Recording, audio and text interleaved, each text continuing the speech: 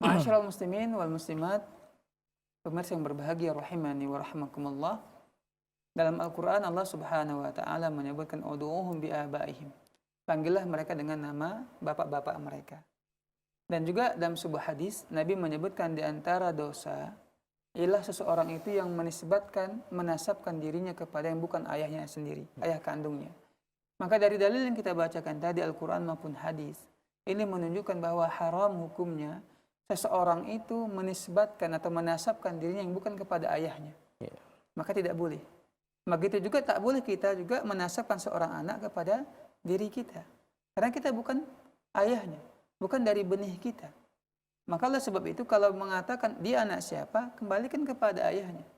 Ayahnya si fulan, Muhammad bin fulan umpamanya, Ahmad bin fulan, kembalikan nasabnya kepada ayahnya. Dan di sini juga maka sebagian para ulama mempermasalahkan. Pada hari ini kita tahu kebiasaan kaum muslimin, seorang istri itu menisbatkan kepada suaminya, bukan kepada ayahnya.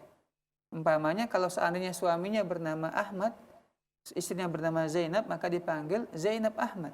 Kan begitu.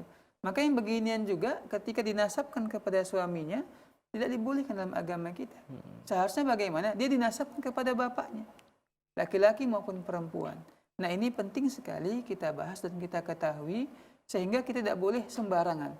Dahulu juga Nabi Shallallahu Alaihi Wasallam kita tahu, beliau mengangkat anak bernama Zaid bin Harisah. Sayang sekali Nabi Shallallahu Alaihi Wasallam kepada beliau.